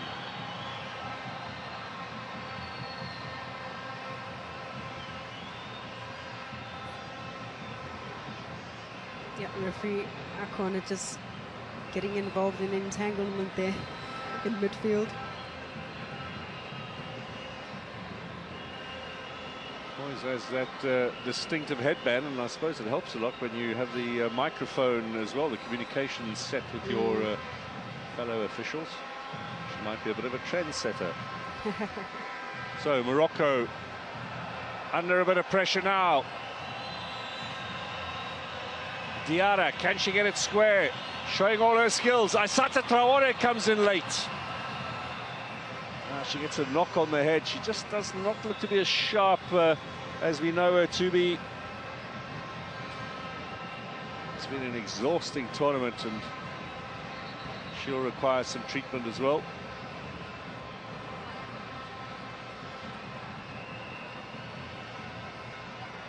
She's getting really involved in those sort of like your aerial duels. It's either she comes in late or she really just tries to intentionally destabilize the defenders.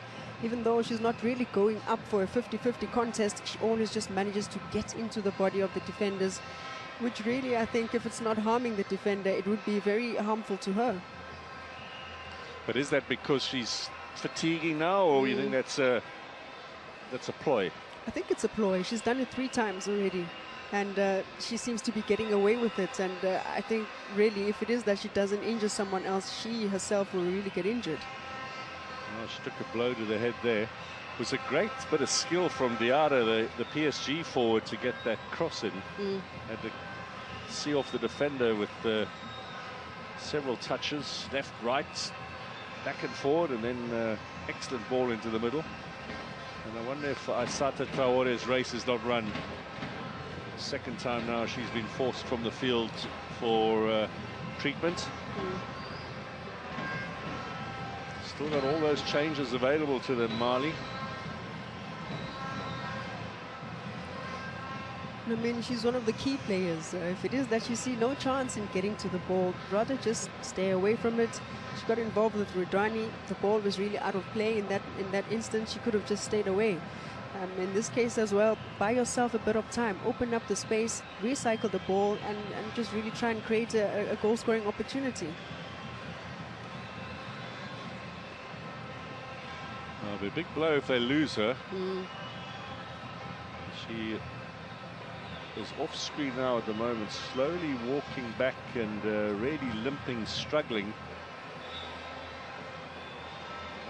One of the key players coming into this game, if not the key player for Mali. And a real blow to their hopes in the final 20 minutes or so. Maybe some fresh legs out there might give them a bit of impetus.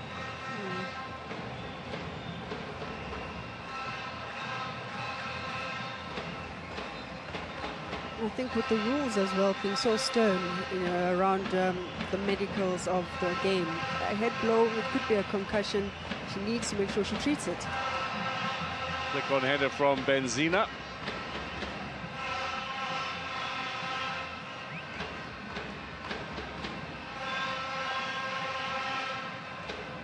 Well, surprise, surprise. Aissata Traore, bottom of your screen, is coming back on again.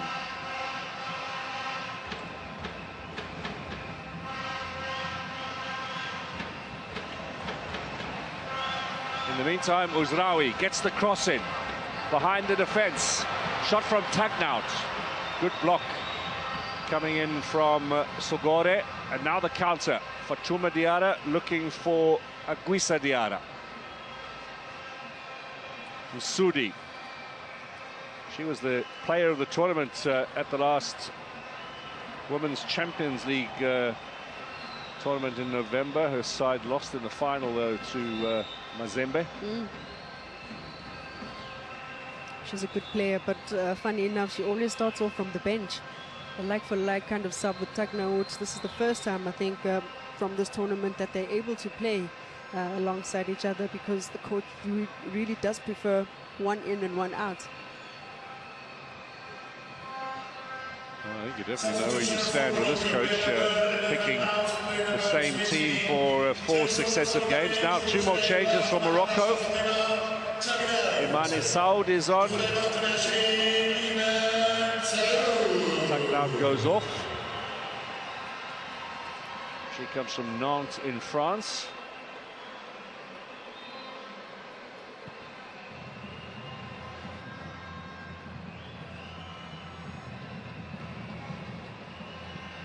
The other change joining her. Oh, that was swiftly done by Nakash.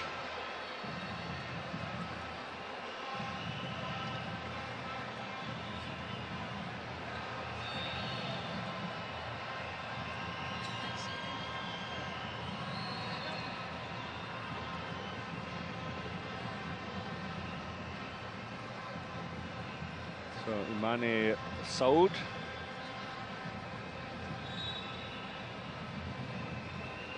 On as the latest replacement in this Moroccan lineup.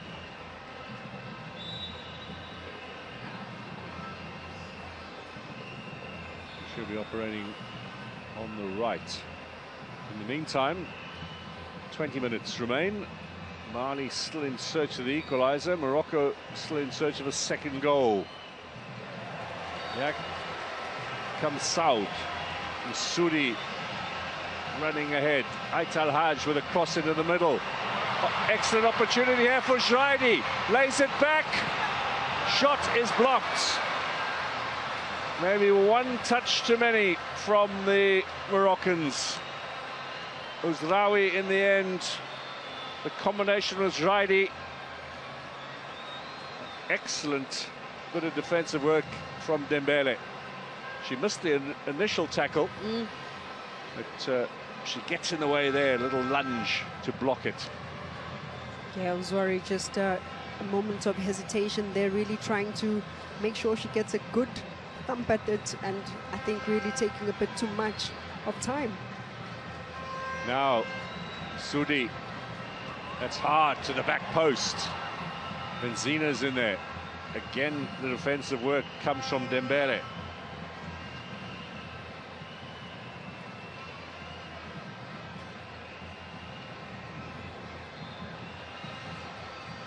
Safety first from Redouani.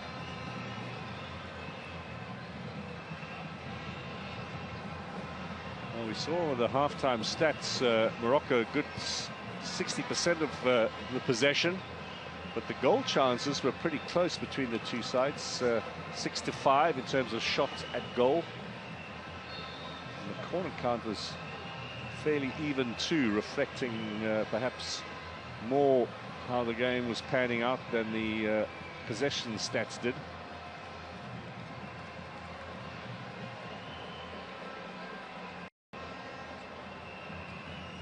The possession has been turned over fairly regularly in this encounter between these two sides. Another strong header at the back from Sogor. Now, they should get knocked with Sudi.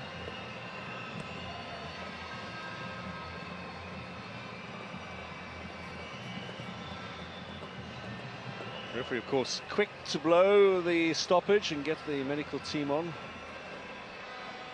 Is that a nasty blow to the nose? Yeah. Ooh. Oh. Looks even worse in slow-mo, doesn't it? Yeah. Sogor just coming out the worst out of that aerial duel. Break the nose like that. Oh.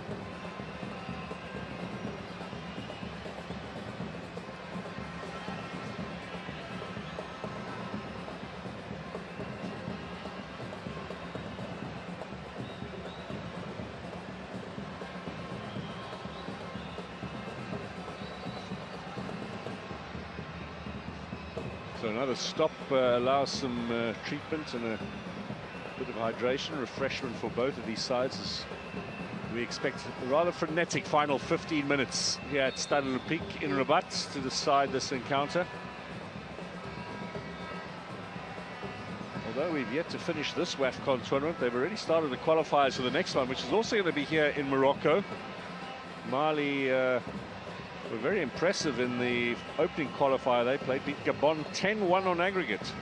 They will play the Cape Verde over 2 legs in 2 months' time to decide a place in the finals. Morocco, of course, qualify again as hosts, so they don't have to go through the process. But October, the other 11 places will all be decided in knockout ties in October, including the likes of Nigeria, Zambia and South Africa, who will all have been amongst the fancy teams for this tournament. Yeah. So the cycle continues. On the men's side, of course, we've got World Cup qualifiers to be finished. The next AFCON will decide places at 2029 in Brazil, so it has added importance.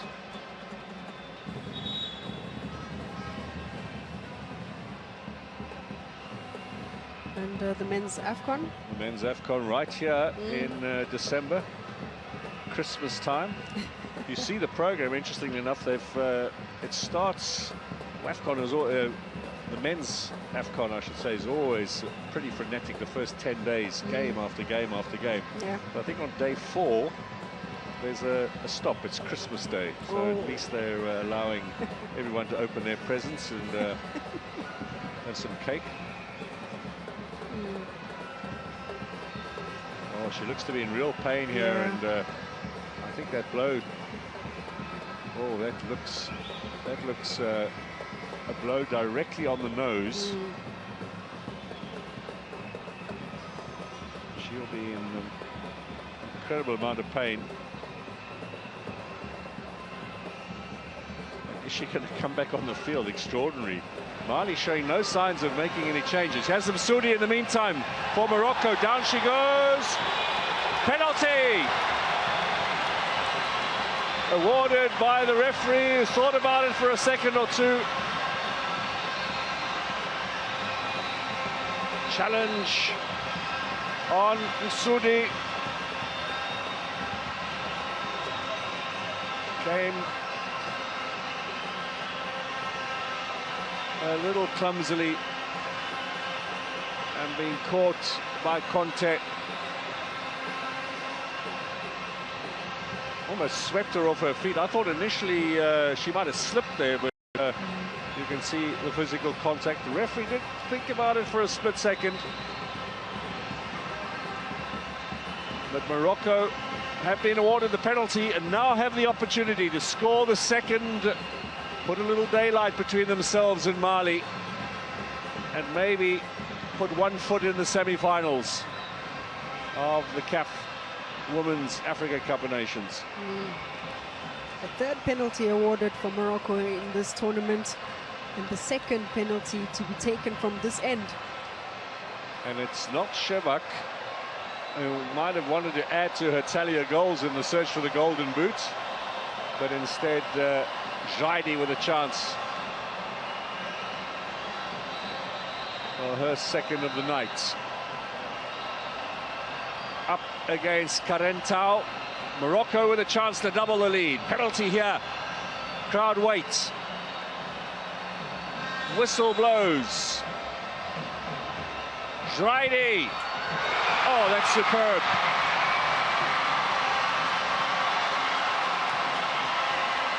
Struck with venom. Well, I tell you what, England and Sweden could learn a lot from her. Absolutely, and I mean, look at the celebration. It's giving Wakanda forever. She's a superhero. She's an absolute born winner. That was fired into the back of the net. Absolutely no chance for the goalkeeper. And it is Morocco and Jaidi who have two here tonight. Keeper goes the wrong way. She wouldn't have had a chance had she gone the right way.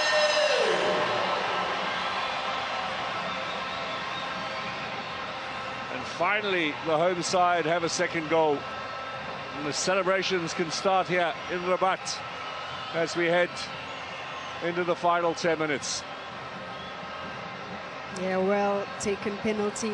And those are the sweet spots if you want to take a penalty. The roof of the net, very risky, but for a seasoned campaigner like Jaidi, she has no problems converting that one. But lovely balance as she took the shot. A little bit bent. There's no straight upper body, which oftentimes you see people sky the ball over the top. She was hit that thing absolutely superbly. You have to lean towards the ball and have full control to make sure that that foot that you plant on the ground is the one that actually gives you the direction.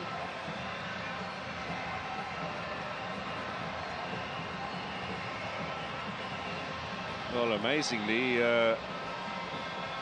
Sogore looks to be, or Dembele, excuse me, on the pitch, just trying to see whether Sogore might still be involved in this encounter, despite the knock to the face. Aissata Traore, now to the left foot, gets the shot in. Blocked at the back by Rabah. Will clear the second attempt.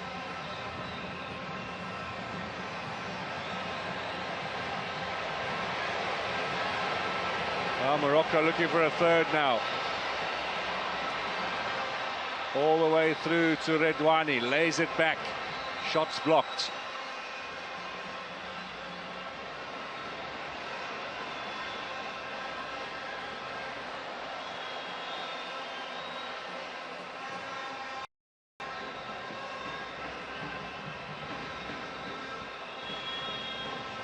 Well, they have been down to 10, Mali, for quite some while now, trying to figure out whether Dembele come back on again, or Sogore rather. But now finally Sogore has a replacement. And Mali bring on in her place into defence. Maimouna Traore plays for the Police Club. And this is her first run. Yeah, Sogore in total agony. Just taking that blow on the nose. But she went off before the penalty was given. So Mali, I don't know what they were doing, why they were taking so long to get the change over. Saratu Traore, Aissata Traore, back inside. This is Niakite. Is there something for them in these closing stages? 8 minutes to go. Certainly deserved of a consolation, if not setting up a bit of a grandstand finish here in Rabat. Not sure the home fans will be too keen on that. Some of them heading home now, I think, wanting to miss the traffic on the outskirts of the stadium, but also satisfied that their team's done enough. Good catch.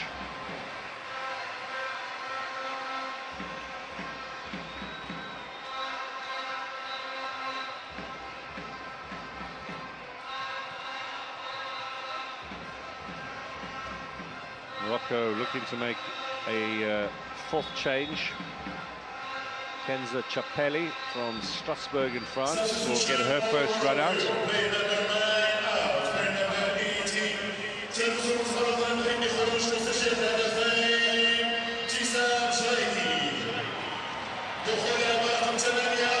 Well, the goal hero is off.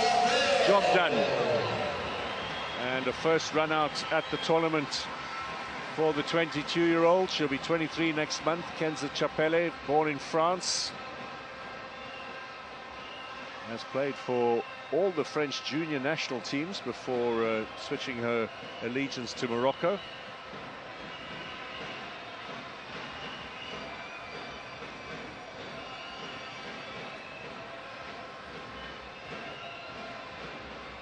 Nakash. Been quite a few outstanding individual performances tonight. Amanda Benzina at the back, thought it was excellent. Ait Al-Haj with her running down that right-hand side, really put in a shift. Uzraoui should really have got her name on the score sheet. And of course, Jraidi, maybe not what we expected from Shabak, but you can't shine every time. Yep, and I think when they didn't see much of the captain today, those individuals certainly were the ones that raised their hands and took charge of the game. And that just goes to show the incredible talent that they have in the squad.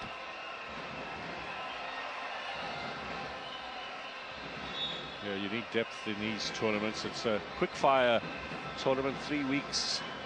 A lot of football in a condensed period. Energy sapping. Mali will be making a second change now.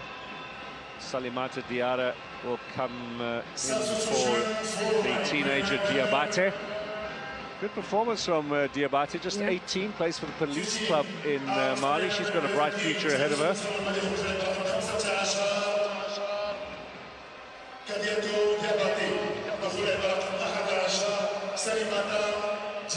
Salimata Diarra plays for Berkane in the north of Morocco, one of the venues for this tournament. Berkane, of course, the men's side won the African Confederation Cup fairly convincingly this past season. Also won the first ever Moroccan League title. Now, Uzraoui.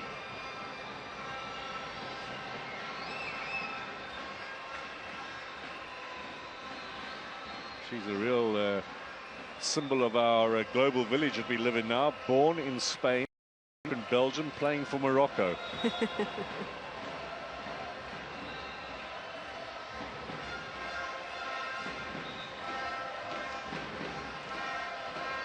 Well, you're going to make one more change. A yellow card in the hand of the referee.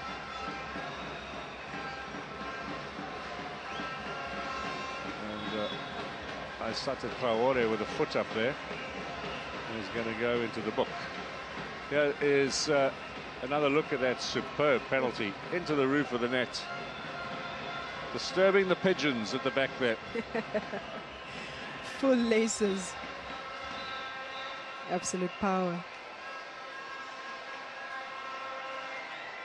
Not surprisingly, amazing amount of young girls here tonight watching this game. It's so good in terms of role models to see what can be achieved with a little talent and a lot of application.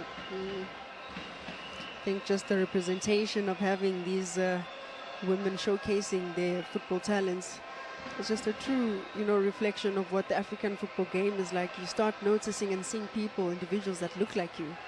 Of which many years ago it was even very difficult to follow tournaments because of access and maybe just the visibility on our screens.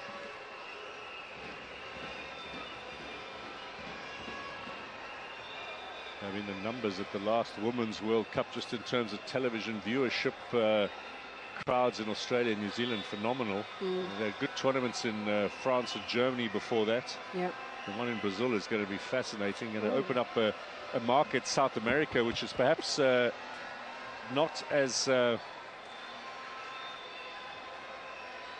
how should I put this, hasn't developed as much as maybe the European, African and Asian market. South America, besides Brazil and Argentina, Colombia to some extent, but that's a region of the world where you do need to show the young ladies role models and give them games in their backyard so that they can be convinced and join the football family. Janaba Baraji, who plays in France, comes on. She hasn't played in this tournament at all, so you would presume this is a last opportunity here, and a nice touch from the coach.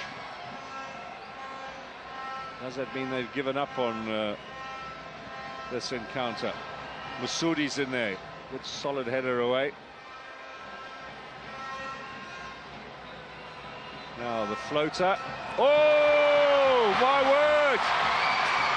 Is that going to be an own goal? Or is that going down to Chapelle, who's just come on?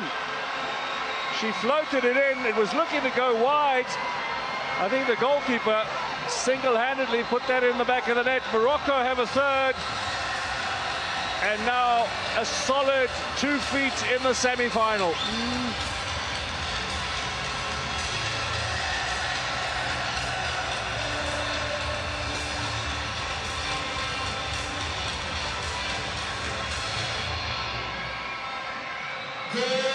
Let's have a look at it again. Oh, maybe it was on target. Chapelle floating it in there, and the keeper lets it spill. This will tell us whether it was goal bound. I think it might well have been. Is that going to go down as an own goal, or will it go to Chapelle? Karentau should have done better, and she knows that she should have done better. That should have been an easy snatch of the ball convincingly, but she just mishandles it and just spills it into her own net. Well, it does put a little bit of a flattering gloss, 3 goals on Morocco's performance here today. Yeah.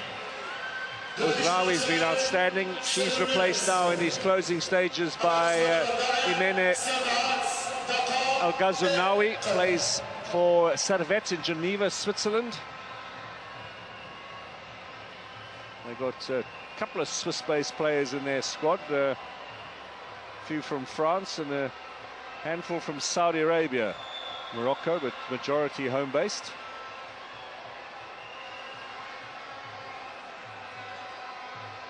7 minutes of time added on. Plenty of time for Morocco to get another one now. Here they come. Lovely chance, and Sudi into the side netting.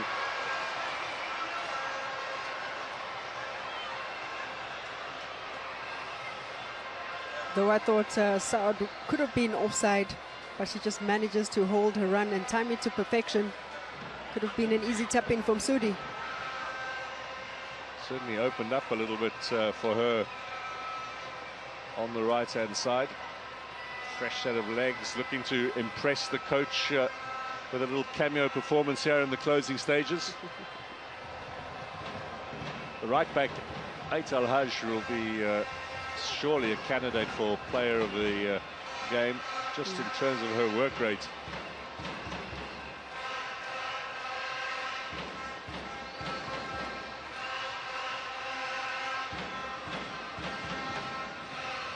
Now the home fans produced a capacity crowd here at Stade Olympique for tonight's encounter, and have been rewarded with progress for Morocco, it would seem now, into the semi-final. And waiting for them will be either Algeria or Ghana. They'll be, I'm sure, watching that match tomorrow. It's being played in Berkane, which is a good 5 hours away, so not sure that they'll go and watch it, but they'll have a scout or two there. They'll all be gathered in front of the television set at the home base, looking to see what will lie ahead for them. Either the Algerians, the neighbours, and there's a feisty relationship between the two countries, and of course the Black Queens of Ghana. No pushover either. Yeah, we were just chatting about how the security is getting tightened as we get closer to the finals. But of course, if it is that Algeria and Morocco get to see each other, tensions will be up in the air. I'm sure Ghana will have other ideas, though. That 4-1 win over Tanzania was a good statement of their potential after they started with a loss against South Africa in their opening game in Group C. Remember, Ghana have got a good history in this tournament, 3-time runner-ups. That's an effort from Ait Al-Hajj that goes over the top.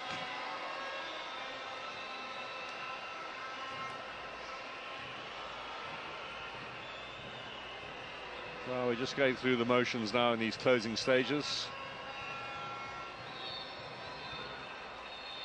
Morocco on their way to the semi-finals. And of course, 3 years ago, they had Nigeria ahead of them in the semi.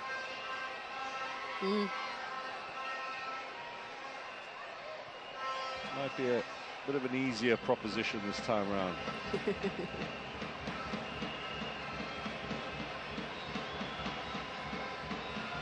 It wouldn't be unfair if Mali were to get some consolation here. Aissata Traore. Good work from Ait Al-Hajj.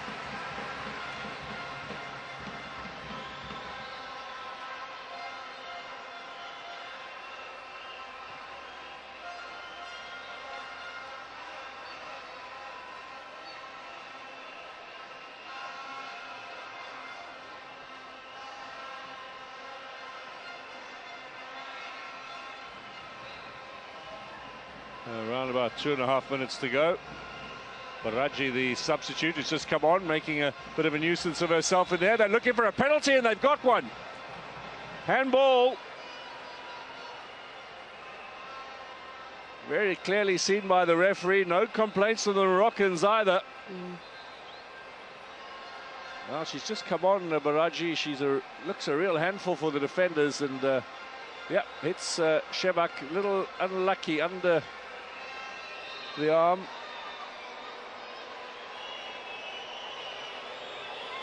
Yeah, the Moroccans just caught there. They should have dealt with that first phase of play. Just a little bit of miscommunication there. Now, a bit of gamesmanship from Redouani, who not moving out of the penalty area. Aissata Traore, who's got 1 goal already in this competition in the draw with Ghana. Can she double her tally? This will be a consolation here in the closing stages for Mali.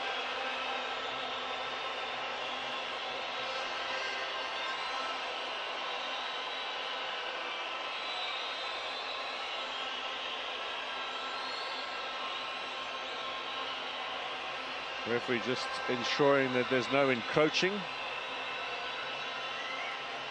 Crowd are making it a little bit difficult. I'm sure she's blocking out the noise. Looks left, looks right. What's she going to do? Asata Traore scores. Mali get a consolation.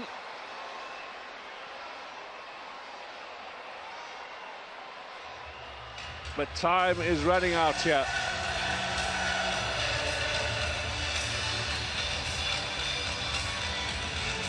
Nicely taken kick. Yeah, very well taken by Traore. One person you would have expected to just step up and make sure that she converts. And she won't be really happy with that one. A defensive error, costly for her. She's hoping that she would have finished the game with a clean sheet. She went the right way, the Moroccan keeper, but might have stepped off her line a little early. So had she saved that, could well have been brought back. That's the end of the affairs here in Rabat. So Morocco, as expected, marched on, but it was certainly no picnic for them here. Yep, like you said, the scoreline does look a little bit flattery, but they had to really dig deep. I think it was almost a reflection of the match they played against Senegal. So Morocco 3, Mali 1. The host nation are in the semi-finals of the CAF Total Energies Africa Women's Cup of Nations.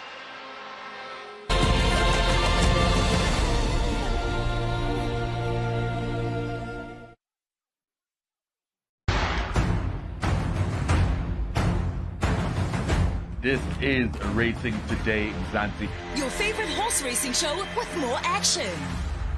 You have to bet for the winning horse. You can bet on the fact that me and my squad will be going out of our way to fill up your wallet and broaden those smiles. Experience the exhilarating horse racing competition in the land by tuning into Racing Today every weekday at 5. Catch all this action everywhere for everyone on SABC Plus and SABC Sport. Proudly brought to you by SABC Sport. They all believe they will be crowned champions, but gold medallions are reserved for the best of them all. Your champions of the Women's African Cup of Nations. It is the incredible clash of the 12 African women's national teams. Catch all the 24 matches of the CAF Total Energies Women's Africa Cup of Nations Morocco 2024. From 5 to 26 July 2025 on SABC Plus, S3, SABC Sport on DTT Channel 4 and SABC radio stations. Proudly brought to you by SABC Sport.